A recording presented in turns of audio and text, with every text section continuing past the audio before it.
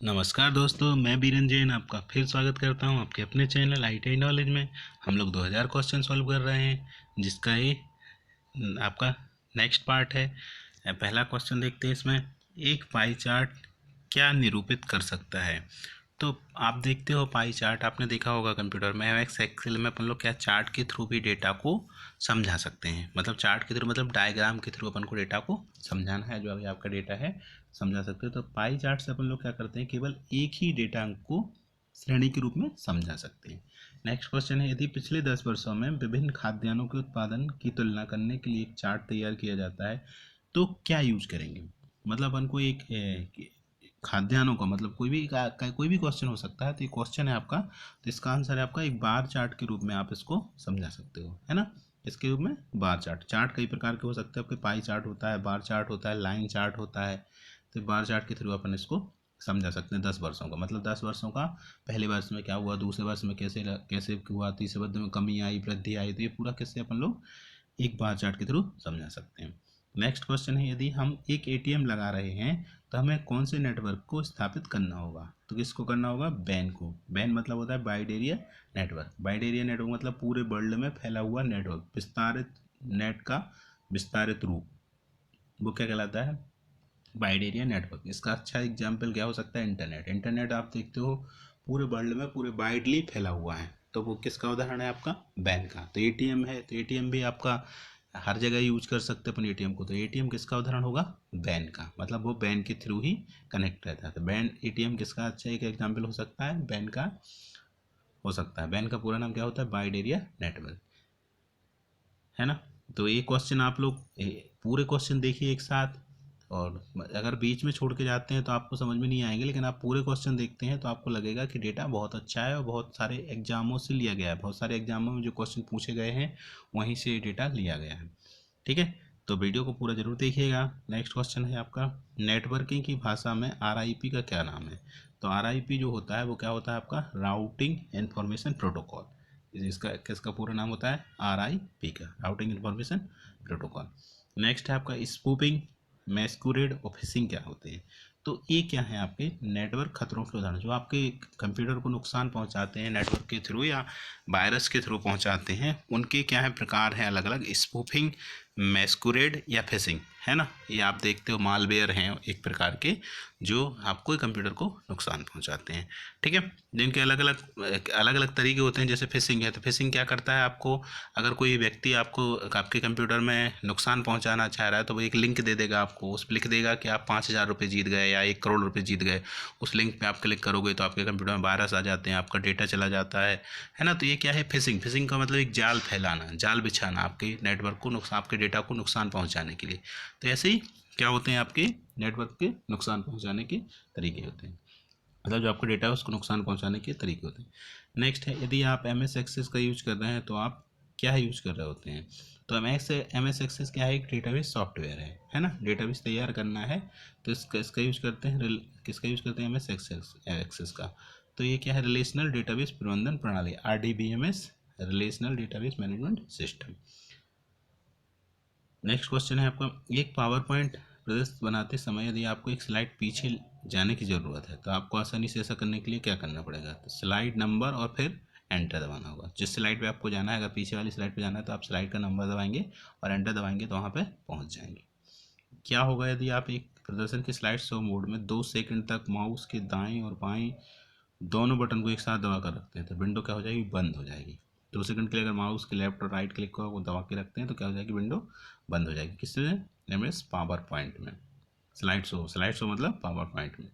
ठीक है, MS Excel में C3 = 1.1 E4 का मतलब क्या है।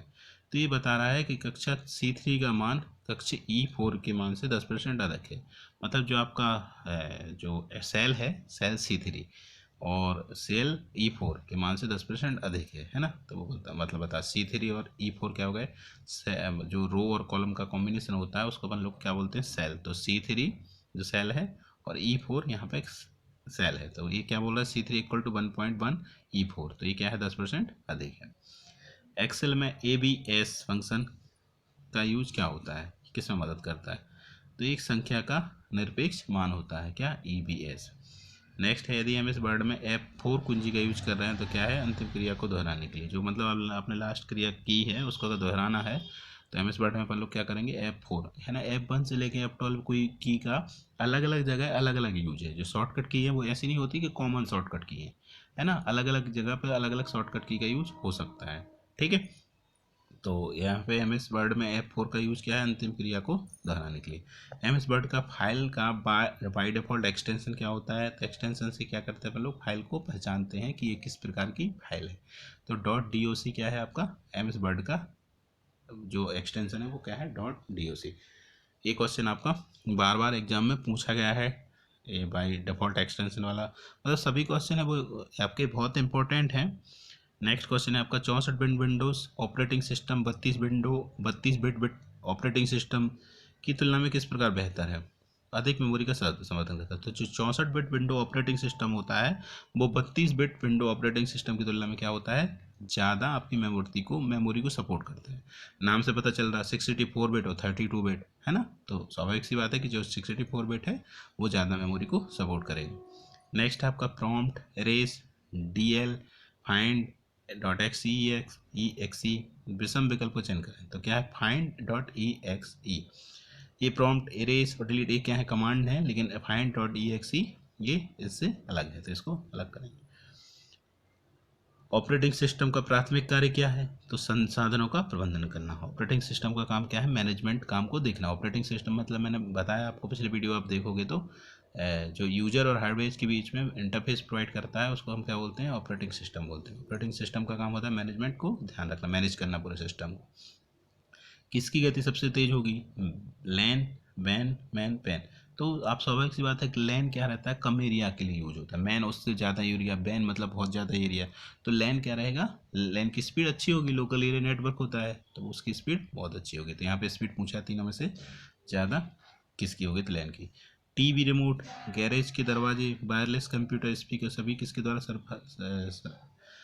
संचालित होते हैं, इंफ्रारेड तरंग। आप देखते हो आपका टीवी का जो रिमोट होता है वो दीवार के आर पार नहीं हो पाता, मतलब दीवार की साइड है टीवी लगी हुई तो काम करते हैं, लेकिन अपन दीवार के उस साइड से काम करते हैं तो वो काम नहीं कर पाता है। तो क्या है, इंफ्रारेड तरंग से काम कर, जो इंफ्रारेड तरंगें होती हैं उन्हीं से ये यूज होते हैं आपके। वायरलेस कंप्यूटर, गैरेज की दरवाजे, जो आप स्पीकर देखते हो वायरलेस, आपका जो रिमोट रहता है उस रिमोट से आप लोग चला सकते हैं, है ना, तो किसके थ्रू होते हैं, इंफ्रारेड तरंगों के थ्रू ही होते हैं। नेक्स्ट क्वेश्चन है आपका, भारतीय सुपर कंप्यूटर की सूची में कौन सा सुपर कंप्यूटर सबसे तेज है, तो परम, युवा, सेकंड। ठीक है, नेक्स्ट क्वेश्चन है, सामान्य प्रयोजन हेतु प्रथम इलेक्ट्रिक कंप्यूटर के पहचान, तो सबसे जो सामान्य यूज के लिए पहला इलेक्ट्रॉनिक कंप्यूटर बना था वो क्या, उसका नाम क्या था, ईनियाक था, वो क्या था, पहला इलेक्ट्रॉनिक कंप्यूटर।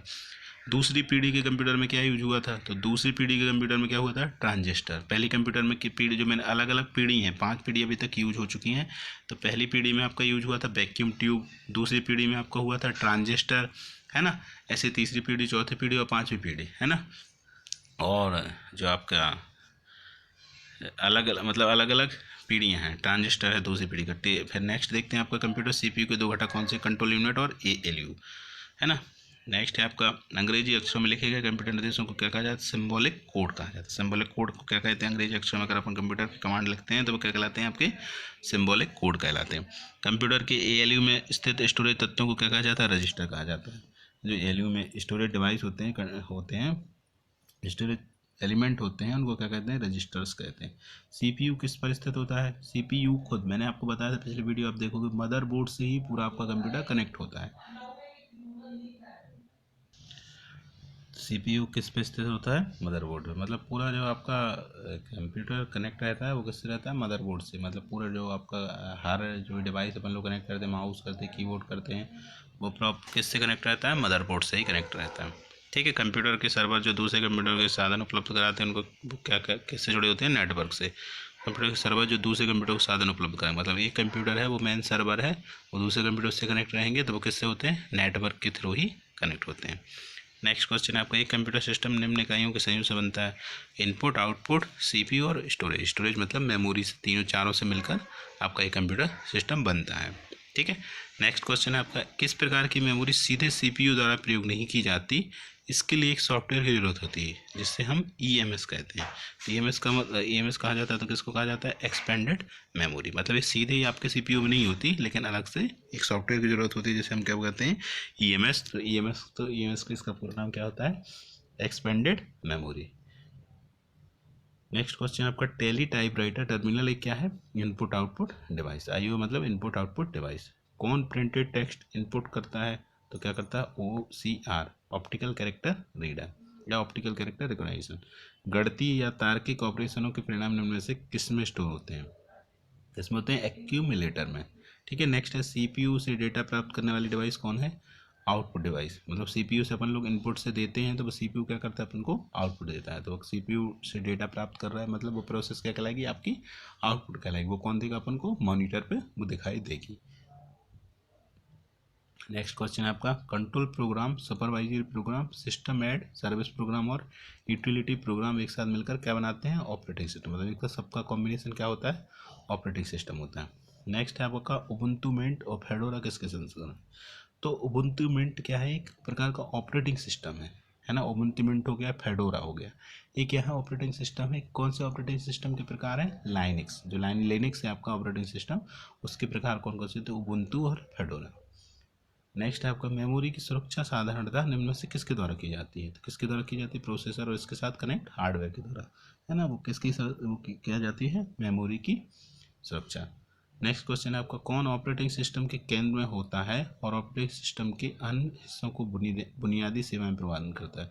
तो ये कर्नल होता है। लेकिन ये कर्नल कहाँ, कौन से किस ऑपरेटिंग सिस्टम में होता है? आपका लाइनिक्स ऑपरेटिंग सिस्टम। इसको क्या बोलते हैं? हम कर्नल बोलते हैं।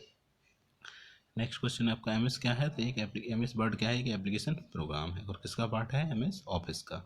वर्ड प्रोसेसर MS वर्ड की कौन सी फाइल चलाती है? तो कौन सी फाइल चलाती है? binword.exe। ये किसकी फाइल होती है? MS वर्ड की फाइल होती है जो वर्ड प्रोसेसर को चलाती है। MS वर्ड डॉक्यूमेंट को कितने तरह से किया जाता है? 3 तरह। ये बहुत बार पूछा गया है क्वेश्चन कि MS वर्ड में फाइल को, डॉक्यूमेंट को किस तरीके से एक कंट्रोल S से किया जाता है। डायरेक्ट भी अपन लोग कर सकते हैं और सेव एज से भी कर सकते हैं। अगर उसको मतलब अपन को नाम बदलना है तो सेव एज से भी कर सकते हैं। तो 3 प्रकार से किया जा सकता है। वर्ड डॉक्यूमेंट के 2 कॉलमों के बीच में कम से कम कितना स्पेस होना चाहिए? तो 0 होना चाहिए। वर्ड डॉक्यूमेंट में के टेबल में अधिकतम कितने कॉलम जोड़े जा सकते हैं? 63। ये क्वेश्चन बहुत इंपॉर्टेंट है ना। कितने होते हैं? 63 कॉलम को अपन लोग वर्ड के डॉक्यूमेंट टेबल में अपन कितने कॉलम जोड़ सकते हैं? 63 कॉलम अपन लोग उसमें जोड़ सकते हैं। वर्ड डॉक्यूमेंट में Ctrl+Z का यूज क्या है? Ctrl+Z का मतलब होता है कि जो काम अपन लोग कर चुके हैं, अगर उसको आपको लगता है जैसे डिलीट कर दिया लेकिन वो वापस लाना है अपन को, एक लाइन डिलीट कर दी लेकिन वो लगा अपन को वापस लानी, तो अपन क्या कर सकते हैं? Ctrl+Z कर सकते हैं। मतलब उसका काम क्या होता है? अंडू करना कहलाता है Ctrl+Z से। लेकिन आपको फिर भी अपन लोग ने कर लिया Ctrl+Z, लेकिन लग रहा है कि नहीं ये डिलीट ही करना था, तो क्या कर सकते हैं? Ctrl+Y से उसको हटा भी सकते हैं। तो वो क्या कहलाता है? आपका रेडो करना कहलाता है। नेक्स्ट क्वेश्चन है किसी स्प्रेडशीट में सेल एड्रेस लिखने का सही तरीका क्या है? A और 21। मतलब इसका क्या है?